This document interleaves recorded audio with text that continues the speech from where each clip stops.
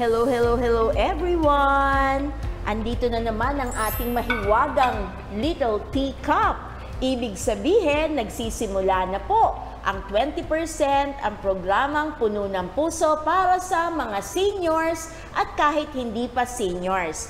At ngayon, hindi lang ako mag-isa ang iinom ng aking tsaa. Hinanda ko ito para sa ating bisita. Walang iba kung hindi si Dr. Leni Gutierrez Gajana. Ayan, palakpak naman tayo dyan. Alam ko, excited ho kayo kasi for this month of September, tatalakayin po natin ang The Gift of Self-Care. Kaya nga, ayan, simula na yan. Sa pag-inom pa lang natin ng mainit na tsaa, doktora, hindi ba? Self-care na yan. Itong moment na ito na lagi niyong binibigyan ng panahon ang TV Maria at ang Layforce sa panonood ng ating programa, self-care na din yan. Kaya simulan na agad natin. Doktora, mag-hello ka naman sa ating lolos and lolas, ngayong hapon, mga titos and titas, kasama na mommies and daddies. Magandang hapon po sa inyong lahat. At I hope you are all happy and you have time na mag-self-care, na hindi lang po natin sinasabi na may self-care, pero dapat ginagawa po natin ang ating self-care. Ito po ay isang activity na dapat po natin gawin lahat. Magandang hapon po kay Lola, kay Lolo, kay Tita, kay Tito, kay Mami, kay Daddy, at ganun din sa mga bagets na nanonood kasama ng ating mga lolo't lola. Di ba po, Doktora? Alam mo, Doktora, natutuwa ako kasi pag tinitingnan ko ang ating mga sarili, para tayo mga newscasters. No, kaya lang magkaibang channel. Kasi ako tanggap nila, Jessica Soho ako ng Archdiocese of Manila. At tapos ikaw, Doktora, may kamukha ka din. Pero wag na, kasi ibang channel yon. Pero kasing ganda at mas maganda ka pa actually kung totoo said, Dr. Leni. Pero excited ako kasi maganda yung topic natin na we are presenting to the lolos and lolas that self-care is a gift. Yes. So, di ba maganda, biyaya talaga yon na kaya lang hindi natin masyado napapansin. Katulad na lang yung 20% na ina-enjoy nila. Nagulat ako, may kausap po ako ng isang araw. Sabi niya, tuwan-tuwa siya kasi kumain siya. Aside daw dun sa 20% na discount niya, nabigyan pa siya ng parang kung ilang percent para dun sa VAT exempt something. So sabi niya, ay parang hidden gift yon for the lolos and lolas. So likewise, with self-care, Doktora, paano mo masasabing gift yan sa ating lahat? Well, actually po, it's something that we can give to ourselves. Kaya po siya naging gift kasi pag meron kang self-care, nakakapagbigay ka pa ng higit sa mga taong mahal mo. Because you are taking care of yourself, ibig sabihin lang po, ganun mo sila kamahal. Kasi kung hindi mo kung pinapabayaan mo po ang iyong sarili, hindi mo sila maaalagaan at hindi ka magkakaroon ng quality time. Alam niyo po, Doktora, yung mga panahon na itong mga elderly natin, ng ating mga senior citizens, we have to realize na along their time, yung sa kanilang buhay, napakarami na nilang inalagaan. Unang-una, yung mga anak nila. Pangalawa, yung kanilang aging parents. And then their grandchildren, nag-a-apostolate na sila. Tapos, siyempre, meron din yung mga parte ng buhay ho nila na yung kanilang mga nagkasakit na spouses. So, kung meron man silang pagkakataon na self-care, hindi mo sila masyadong nagkaroon ng pagkakataon na magkaroon ng maraming panahon para sa self-care.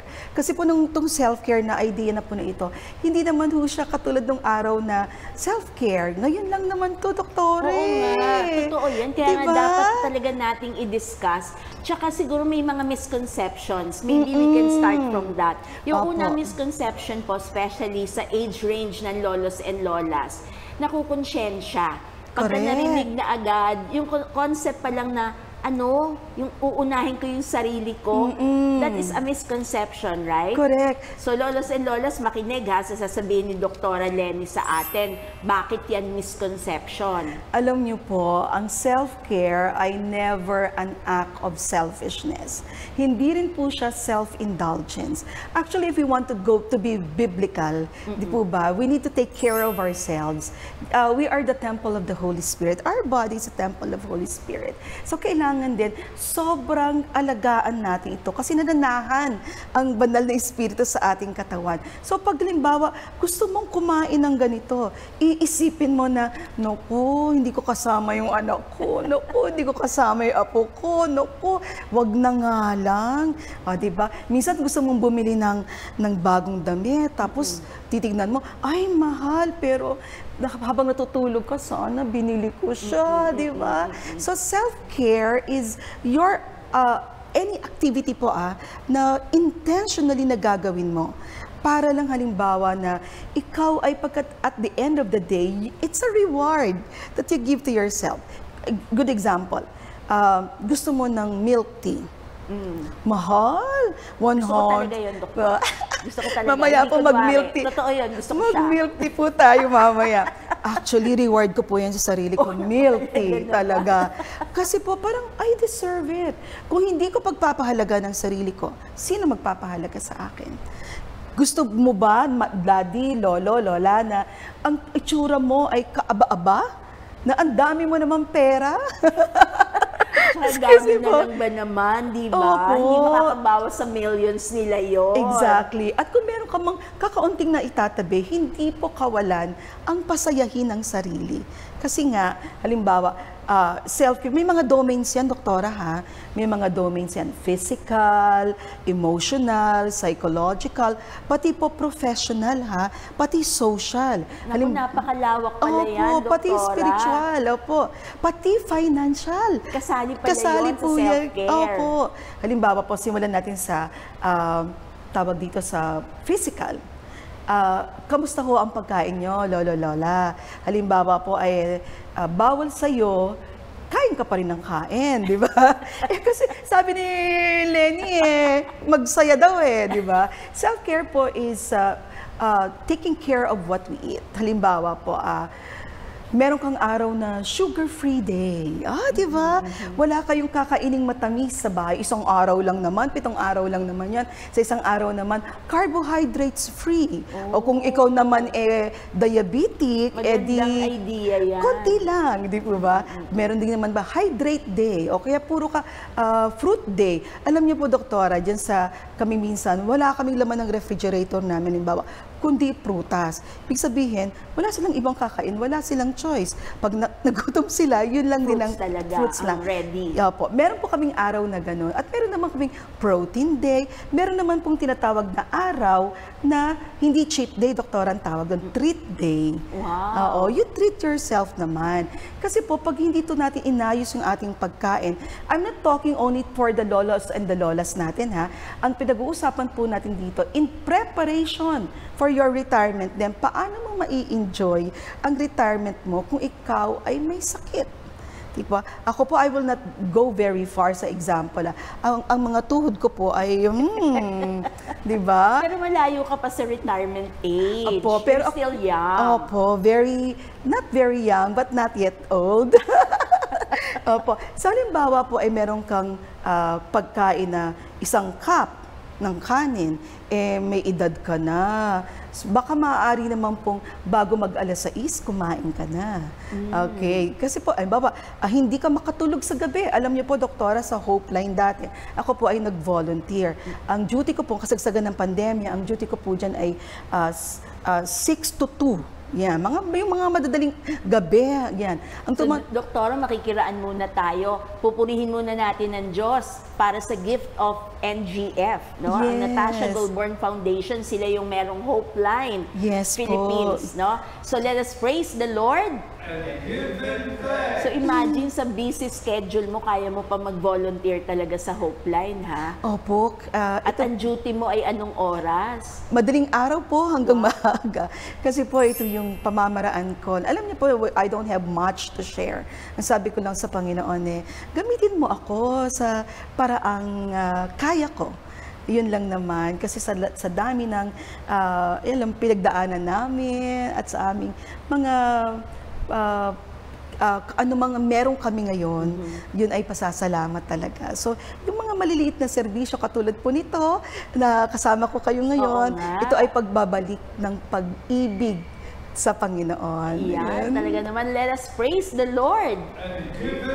So, hindi nagsasawa ang Diyos magpadala ng mga angels na katulad ni Doktora Lenny. So, putulin kita, Doktora, ha, kasi napaka-interesting ng mga sinasabi mo. Nandun pa lang tayo sa physical part of Yes, self-care at isang aspeto pa lang yung pagkain. But you mentioned earlier na tayo ay templo ng Espiritu Santo, no? God is residing in our body, so we have to take care of that. So I would like to make a quotation. Ang babasahin natin is from 1 Corinthians chapter 3 verses 16 and 17. Do you not know that you are a temple of God and that the Spirit of God dwells in you? If any man destroys the temple of God, God will destroy him. For the temple of God is holy, and that is what you are. So, ayan, clear na clear, no? Na ito ang pinanggagalingan ng iyong mga suggestions for our lolos and lolas, and para sa ating lahat na rin. So, as you were saying, maganda yung sinabi mo kanina na self-care yon, hindi yung deprivation. Kasi di ba, pag sinara mo at walang laman yung ref, naku, away yan sa bahay. But if you have to explain na, okay, ngayon muna, sugar-free muna tayo. Para maging healthy naman lahat yung sistema natin, at least for a day, sabi mo nga. Pero meron ka rin namang mga araw na protein day. O yan, di bang sangyup kayo. At least, tinitreat nyo. At sabi mo nga, hindi cheat day ang tawag, kundi treat day. At saka, Doktora, tama ba ako ng pagkaintindi? Treat day, hindi treat days. Treat day po, treat day. Kasi may 7 days a week. Tapos kung lagi ka nalang treat day, it defeats the purpose po ng ating self-care na physical. So kasama po halimbawa yung hydrate day. Alam niyo po yung mahilig ho tayo, yung halimbawa pakulo ka ng tubig, lagyan mo siya ng talbos ng kamote, o kaya yung mga kung ano mga dahon, lagyan mo ng honey, ilagay mo na yan sa ref mo, tapos yun ay iinumin ninyo. Maganda ho yun. So nakikita mo, ikaw na bilang matanda, season sa bahay, nagiging halimbawa ka sa mga bata na kailangan mong tawag dito, alagaan ang iyong sarili. Kasama ho dyan yung pag-e-exercise. Isang malaking arayan, Doktora. Napakalaking arayan. So, hindi naman ho kailangan tayo na ay mag-gym. Kung meron ho kayong panahon na mag-gym, go. Pero kung halimbawa ng walking sa umaga, halimbawa ho, malapit ho ang inyong bahay, sa simbahan, kayang lakat, edi walking mo na yan sa umaga, walking mo sa hapon. Tapos po, kung kaya mo namang halimbawa na magsayaw-sayaw sa barangay, may pasumba, aba, bakit hindi ka mag-join dyan? Ako, Doktora, may mga nanonood tayo dito na nagzuzumba talaga. At talaga may grupo sila. Pag minsan natatawa yung mga anak kasi sa aga-aga si Mami, ayan na naman, rarampa na naman. Pero yun pala, we have to understand, they are not just indulging themselves, but they are also taking good care of themselves. Alam niyo po, meron po akong kasama sa community, si Sister Tina Dumigpe, Zumba warrior. Warrior talaga. Warrior po talaga, rain or shine. Alas 6 pa lang, alas 5 pa lang ng umaga, nandyan na ho, kasama ho niya. Kasi tsaka si Sister Annie, talaga, wow, sabi ko talaga, it's really good na they're living a life na active. You know why? Bakit po kailangan na meron tayong ehersisyo? Magaling po yan sa katawan. Pag po tayo ay nakaka-exercise, yung pong daloy ng oxygen sa katawan ay mas maayos.